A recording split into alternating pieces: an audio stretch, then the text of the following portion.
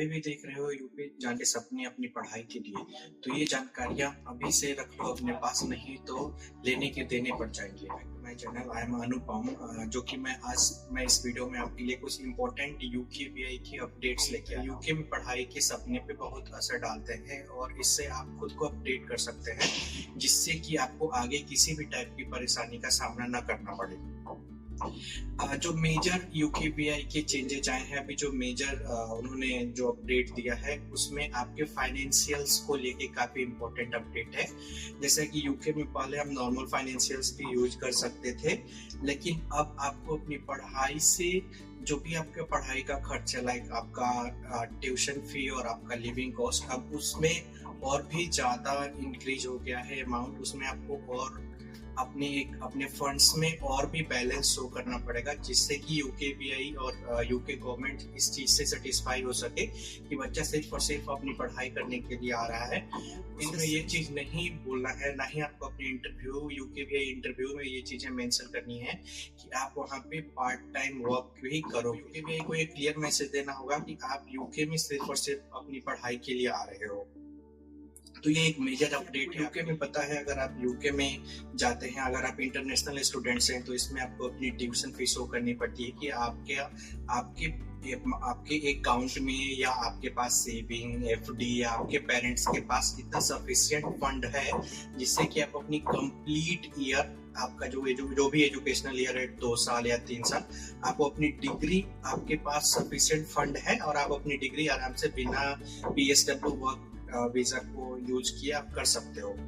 Second, आपको ये दिखाना होगा कि आपके पास लिविंग कॉस्ट कितना है। जैसा कि आपको पता है यूके में लिविंग कॉस्ट वेरिएबल्स हैं। अगर आपका इनसाइड लंदन में कैंपस है तो आपको वहाँ पे ज्यादा कॉस्ट शो करना पड़ता है। अगर आपका आउटसाइड लंदन में यूनिवर्सिटी है तो वहाँ पे थोड़ी सी, इन कंपैरिजन टू इनसाइड लंदन, थोड़ी सी फी कम हो जाती है।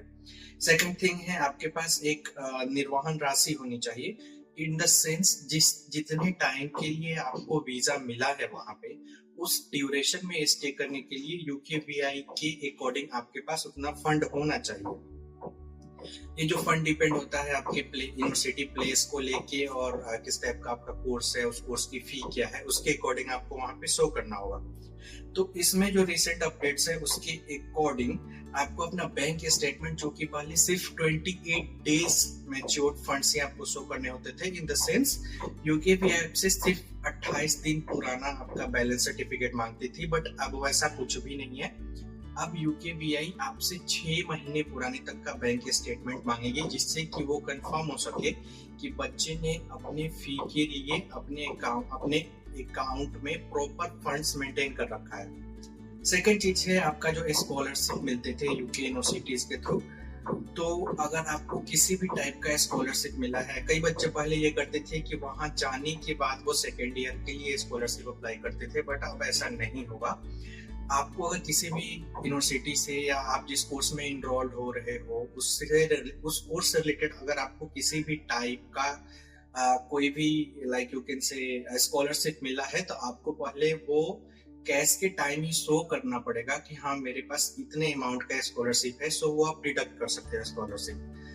थर्ड थिंग है, अगर आपके पास किसी भी टाइप का फाइनेंशियल एड है, जैसे यूएस गवर्नमेंट अपने बच्चों को यूएस फाइनेंशियल एड्स प्रोवाइड कराती है, सो आपको ये यहाँ पे शो करना होगा इनिशियल स्टेज में ही कि आपकी गवर्नमेंट ने, आपके स्टेट गवर्नमेंट ने, आपके सेंट्रल गवर्नमेंट ने आपको लाइक फाइनेंशियल असिस्टेंस प्रोवाइड कराई है और आप उस लेवल की स्कॉलरशिप, उस लेवल का स्कॉलरशिप आपको मिल रहा है जो कि गवर्नमेंट आपको प्रोवाइड करा रही है।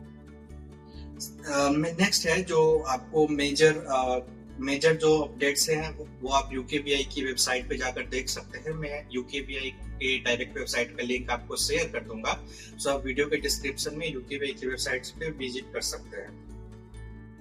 सो इस टाइप के जो रिसेंट अपडेट्स है, इसमें आपको खुद से जो भी आपका फ्यूचर प्लान है, तो आपको जल्दी से जल्दी इन चीजों पे इनिशिएशन लेना होगा, जिससे कि आप प्रॉपर खुद को अवेयर कर सकें और आपका फंड्स, अगर आप फंड्स मेंटेन कर रहे हैं तो अभी से फंड्स मेंटेन करना शुरू कर दें। थोड़ा सा एडिशनल फंड्स लेके चले, न कि जितना कि आपकी ट्यूशन फी है और लिविंग कॉस्ट है उससे नियर बाई, मैं तो बोलूंगा आप कम से कम उसके अकॉर्डिंग 5 से 10 लाख रुपए का और इनिशियल फंड्स अपने हाथ में लेकर चले। प्रॉपर चीजों को बजट बनाएं। अगर आपके पास किसी भी टाइप का फाइनेंशियल इशू है, तो अगर आप बैंक लोन के लिए जा रहे हैं तो बैंक लोन के प्रोसेस में आप चीजों को अभी से ही इनिशिएट कर दें। अगर आप जैन इनटेक को टारगेट कर रहे हैं तो मैं तो बोलूंगा आप चीजों को अभी से इनिशिएट कर दें, क्योंकि यूकेबीआई ने बता दिया है कि वो 6 मंथ पुराना फाइनेंशियल स्टेटमेंट्स लेंगे। सो ये आपके लिए एक पॉजिटिव पॉइंट्स हो जाएगा। जो मैंने आपको बताया फाइनेंशियल एड्स लाइक स्कॉलरशिप और किसी भी टाइप का लाइक स्कॉलरशिप यूनिवर्सिटीज या अदर ऑर्गेनाइजेशंस आपको प्रोवाइड कराती है, तो यूकेबीआई प्रॉपर इस चीज के बारे में प्रॉपर आपसे अपडेट मांगेगी कि आपको किस टाइप का फाइनेंशियल एड मिला है, कितना अमाउंट मिला है, या आपके टोटल ट्यूशन फी में कितना परसेंटेज कवर कर रहा है। सो इन चीजों को आपको प्रॉपर ध्यान में रखना होगा।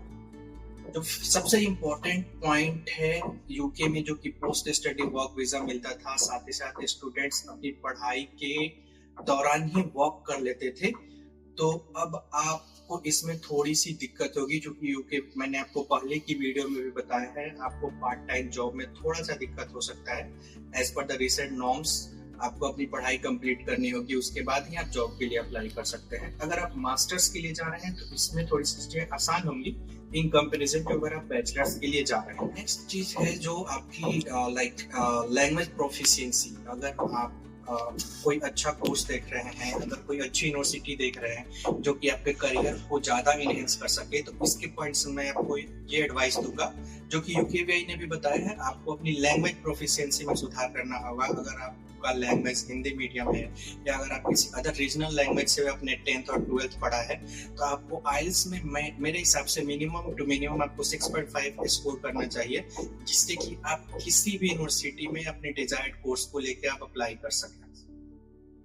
सो इसमें आपको मेजर जो प्रॉब्लम आ सकती है, इसमें आपको लैंग्वेज प्रोफिशिएंसी में आपको कौन सा टेस्ट देना है। जैसे आइल्स में अगर मिनिमम आपको 6.0 का तो स्कोर चाहिए ही चाहिए, और मेजरली हर एक सेक्शन आइल्स में जो 4 सेक्शंस होते हैं, रीडिंग, राइटिंग, स्पीकिंग और लिसनिंग, इसमें आपको मिनिमम टू मिनिमम हर एक इन ईच कंपोनेंट 5.5 स्कोर करना होगा।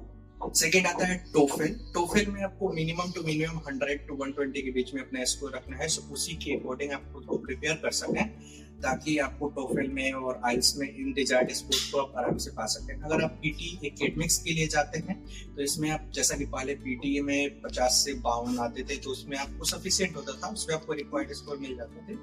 बट अभी आपको इसमें 62 लाना होगा, सो आप उस लेवल पे खुद को प्रिपेयर कर सके चीजों को।